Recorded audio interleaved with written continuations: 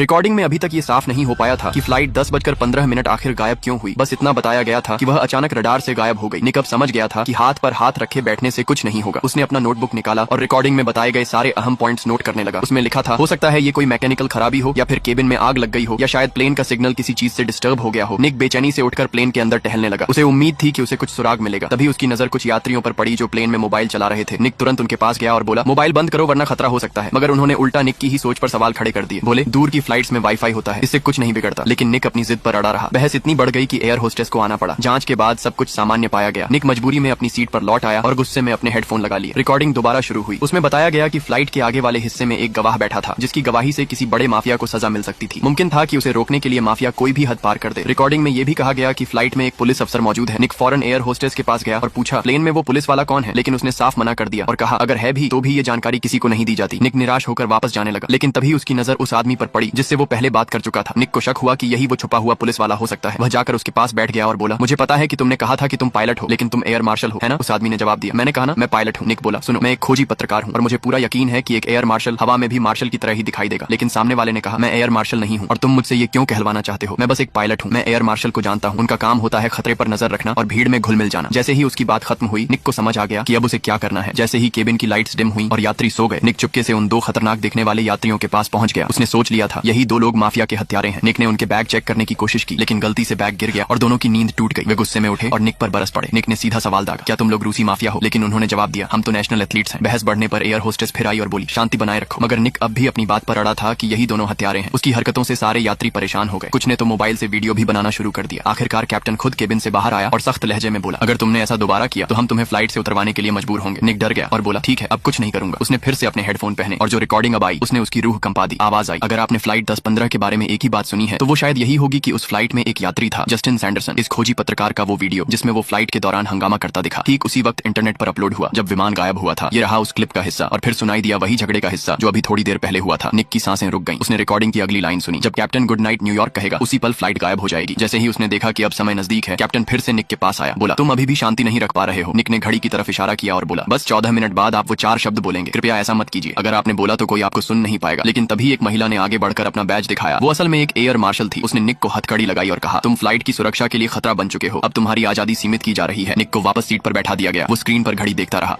Recording में फिर से यह चेतावनी दी गई कि जैसे ही पायलट गुड नाइट न्यूयॉर्क बोलेगा, प्लेन रडार से पूरी तरह गायब हो जाएगा। ठीक उसी समय पायलट निक के पास आता है। उसे अभी भी अपनी सीट पर न देखकर वो उसे एक कोने में ले जाता है। पायलट को लगता है कि निक का मानसिक संतुलन ठीक नहीं है, लेकिन अब तक रिकॉर्डिंग की हर बात सच साबित हो चुकी थी। निक घड़ी की तरफ देखकर कहता है, 14 मिनट बाद तुम गुड नाइट न्यूयॉर्क कहोगे। वो पायलट से विनती करता है कि प्लीज वो आखिरी लाइन मत बोलना, क्योंकि वो 4 शब्द आखिरी आवाज होंगे जो कोई सुनेगा। पायलट उसे और समझाने ही वाला था कि तभी एक औरत उसकी कलाई में हथकड़ी लगा देती है। वो अपनी पहचान बताती है। वो एयर मार्शल है और निक को अब फ्लाइट की सुरक्षा में खतरा माना जाता है, इसलिए उसकी आजादी पर रोक लगाई जाती है। निक को फिर से उसकी सीट पर बिठा दिया जाता है। वो स्क्रीन पर देखता है और उसे लगता है अब बहस करने का कोई वक्त नहीं बचा। वो एयर मार्शल से कहता है कि वो रिकॉर्डिंग सुन ले, क्योंकि अब तक जो भी हुआ वो सब रिकॉर्डिंग में पहले से बताया गया था। लेकिन एयर मार्शल उसकी बात नहीं मानता और चेतावनी देता है कि अगर उसने अब कोई दिक्कत खड़ी की तो उतरते ही उसे लोकल पुलिस को सौंप दिया जाएगा। तभी पायलट वापस आता है। एयर मार्शल थोड़ी देर के लिए अपनी सीट छोड़ देता है। ऐसा लग रहा था जैसे वो पायलट से किसी जरूरी चीज पर चर्चा कर रहा है। निक फिर से रिकॉर्डर उठाता है। रिकॉर्डिंग में कहा जाता है कि इतनी सारी बातों के बावजूद ये पता नहीं चल पाया कि आखिर प्लेन क्यों क्रैश हुआ, लेकिन ये तय है कि वो 11:15 पर रडार से गायब हो गया था और प्लेन के अंदर न पायलट और न ही किसी यात्री को कुछ अजीब महसूस हुआ था। सब कुछ अचानक हुआ, किसी को संभलने का मौका तक नहीं मिला और तभी खुद को पायलट कहने वाला आदमी दोबारा आकर उसके पास बैठ जाता है। निक को पहली बार किसी ने यकीन से जवाब दिया। निक ने उसे शुक्रिया कहा कि वो उस पर भरोसा कर रहा है। इसके बाद निक पायलट की तरफ देखता है और उसके दिमाग में एक योजना आती है। अगर ये आदमी वाकई पायलट है और उसने इसी मॉडल की फ्लाइट पहले उड़ाई है, तो अगर ये लोग कॉकपिट का कंट्रोल ले लें तो प्लेन को सुरक्षित लैंड कराया जा सकता है और इस तबाही को रोका जा सकता है। लेकिन वो आदमी कहता है कि ऐसा मुमकिन नहीं है, क्योंकि कॉकपिट का दरवाजा खुलता ही नहीं। उसे खोलने के लिए कोड चाहिए जो सिर्फ पायलट को टेकोनफ से ठीक पहले दिया जाता है। तभी निक को एहसास होता है कि शायद स्क्रीन पर जो नंबर दिख रहे हैं वही कोड है। वो कहता है कोड जरूर 1015 होगा। आदमी को इस पर यकीन नहीं होता, लेकिन निक की आंखों में भरोसा देख वो रिस्क लेने को तैयार हो जाता है। वो निक को बताता है कि अगर वो अंदर घुस गया तो वो कैबिन का प्रेशर कम कर देगा और तापमान बढ़ा देगा, जिससे सभी यात्री बेहोश हो जाएंगे और घबराहट नहीं होगी। ऑक्सीजन मास्क भले ही खुल जाएंगे, लेकिन अंदर से ऑक्सीजन नहीं आएगी। इतना कहकर वो उठता है, पीछे से ऑक्सीजन टैंक लाता है और निक को इशारा करता है कि जब सब कुछ सही हो जाए तो हम फिर मिलेंगे। अब प्लेन के गायब होने में सिर्फ 1 मिनट बचा है। आदमी अपनी जैकेट उतारता है और तेजी से कॉकपिट की तरफ बढ़ता है। वो अपना पूरा भविष्य दांव पर लगा चुका है इस फ्लाइट को बचाने के लिए। वो कोड लॉक के सामने खड़ा होता है, पीछे पलटकर निक की तरफ देखता है और फिर 1015 टाइप करता है। दरवाजा वाकई खुल जाता है। अंदर से झगड़े की आवाजें आने लगती हैं। सब लोग घबरा जाते हैं। किसी को कुछ समझ नहीं आता कि हो क्या रहा है, लेकिन सिर्फ निक को पूरा यकीन होता होता है कि सब ठीक हो जाएगा। जब निक देखता है कि आदमी ने कंट्रोल ले लिया है तो वो सुकून की सांस लेता है। जल्द ही कैबिन का प्रेशर कम हो जाता है और शोरगुल कर रहे यात्री शांत हो जाते हैं। निक ऑक्सीजन का एकमात्र सिलेंडर लेकर